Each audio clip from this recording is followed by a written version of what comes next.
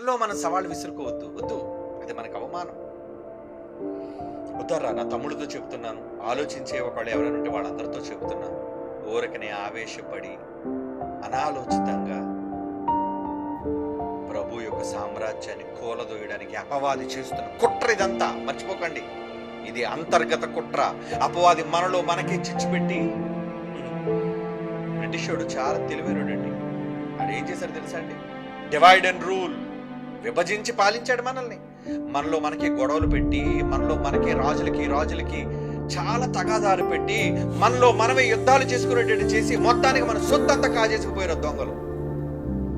మనల బలహీనులుగా చేశారు ఆ దొంగలు.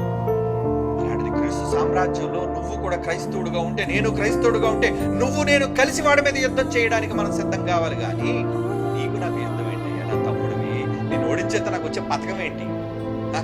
నన్ను ఓడించేస్తే నీకు వచ్చేసే పెద్ద ఘనత ఏంటి? వద్దు, అవి చాలా చీప్గా ఉంటాయి. బైబిల్లో ప్రేమతో నేను మీకు చెబుతున్నప్పుడు ఇవన్నీ ఆలోచించండి. ఈవెన్ మన పిల్లలు కూడా, BOUI వాళ్ళు కూడా ఆవేశంతో ప్రతి ఒక్కరిని సవాల్ అనకండి. నేను BOUI పిల్లలతో కూడా చెప్తున్నాను, ప్రతి వాళ్ళతో సవాల్ అనకండి. దేనికి సవాల్? ఎందుకు సవాల్? ఎవరితో సవాల్ చేయాలో సవాల్ చేసేటంతటి జ్ఞానం ఒకళ్ళు మీకుంటే శత్రువులతో సవాల్ చేయండి.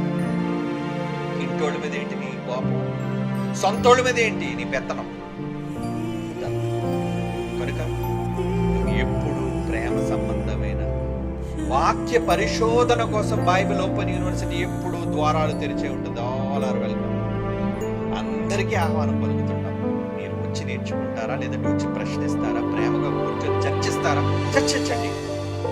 ఓరకనే పోటీలు పట్టకండి, ఓరకనే సవాళ్ళు అనకండి. అలాంటి సవాళ్ళకు మేము అంగీకరించేవాళ్ళం కాదు. భయం అనుకున్నారేమో, బయటోడిని ఏం కాకుండా ఎదిరించడానికి సిద్ధపడినవాడు. కండిషన్లు పెట్టి, మళ్ళా కండిషన్లు పెట్టి. కనుక మనమంతా ఒక సంఘం, సార్వత్రిక క్రీస్తు సంఘం అయితే, మీరు నమ్మింది అదే ప్రభువునైతే, మీరు రక్షణ పొందింది అదే క్రీస్తులో అయితే, మీ మీదకు వచ్చింది అదే పరిశుద్ధాత్ముడైతే, మీరు నమ్మిన తండ్రి అదే యెహోవా అయితే, ముగ్గురా ఒక్కరా? ఇప్పుడు ఈ ప్రశ్నకి మళ్ళీ నేను జవాబు చేస్తూ మళ్ళీ దీన్ని గొడవ చేస్తారా?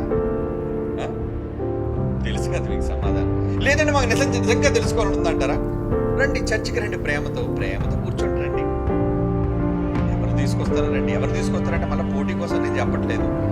ఎవరెవరికి సందేహాలు ఉన్నాయి వాళ్ళందరూ ఏమిటి, మాకిక్కడ ఏకమై ఉన్నాడు అన్నాడు, ఇక్కడ ఏకమై ఉన్నట్ట, లేదా ఇక్కడ ముగ్గురుగా కనబడుతున్నారు, ముగ్గురుగా ఉన్నట్ట, మాకు కొంచెం సందేహంగా ఉందండి. మనం మాట్లాడతామండి. బైబిల్లో నీ స్టాండ్ ఏంటో చూపించు, నువ్వు చెప్పు. నీ రెఫరెన్స్లు ఏంటో నువ్వు చెప్పు. మాకు సంబంధించిన రెఫరెన్స్లు ఏంటో, అది ఎంతవరకు నిజం, నీదా నాదన్నది కాదు, బైబిల్ ఏం చెబుతుంది అన్నది పరిశోధనాత్మకంగా ఒక సత్యాన్ని బయటకు తీసుకొద్దాం. ఇదే మాట మీరు నమ్మరు, అడగండి. మన దగ్గర నుంచి వెళ్ళిపోయిన తమ్ముళ్ళు మమ్మల్ని కలవడానికి ఏదో సందర్భంలో వచ్చినప్పుడు, వాళ్ళు నా దగ్గర ప్రస్తావించినప్పుడు ఆ తమ్ముడితో ఇదే మాట నేను చెప్పాను, అడగండి కావస్తే.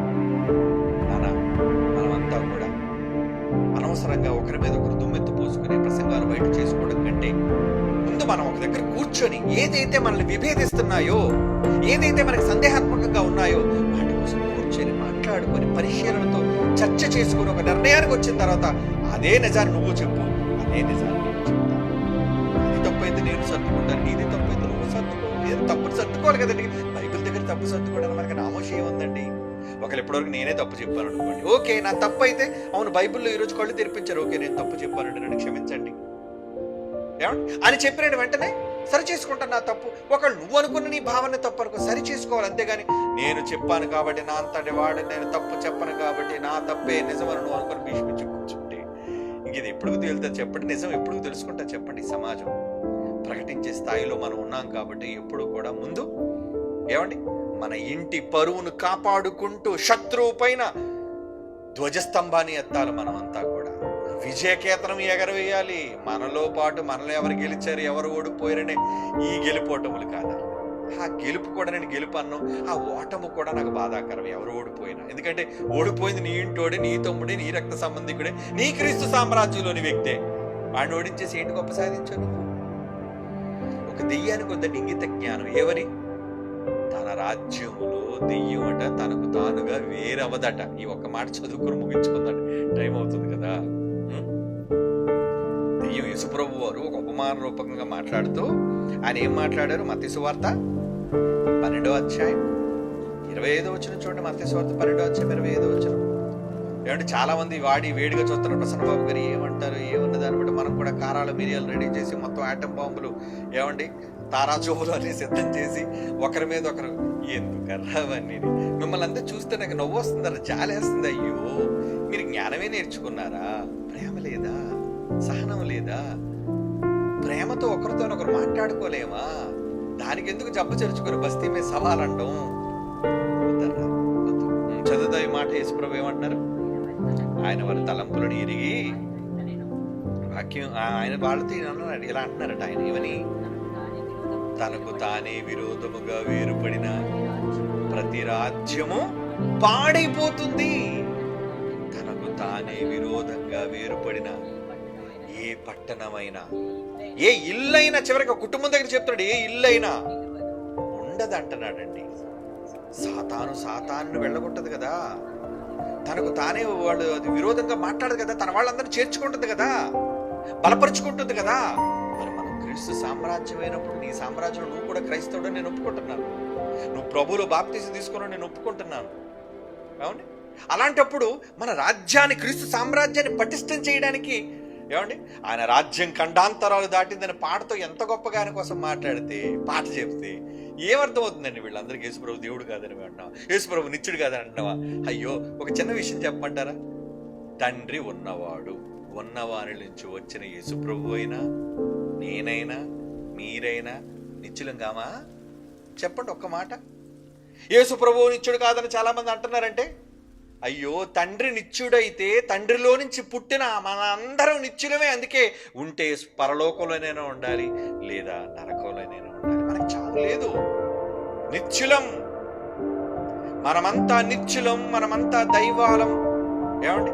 మనమంతా యెహోవా, జీవం కలిగిన యెహోవాకు పుట్టిన పిల్లం. నిత్యులం కదా మనం. అంటే మేము చెప్పనిది, మా భావాల్లో లేనిది కూడా తప్పుడు వార్తలను ప్రజల మధ్యకు తీసుకుని వెళ్ళి అనవసరమైన గలిబిలు సృష్టిస్తారు. అందుకే మీరు వచ్చి క్లియర్గా మా దగ్గర మాట్లాడారనుకోండి, ప్రేమతో మాట్లాడారనుకోండి, అన్ని సందేహాలు క్లియర్ అయిపోతాయి. మనం ప్రేమగా మాట్లాడుకుంటే అన్ని క్లోజ్ అయిపోతారు, ఏముండవు.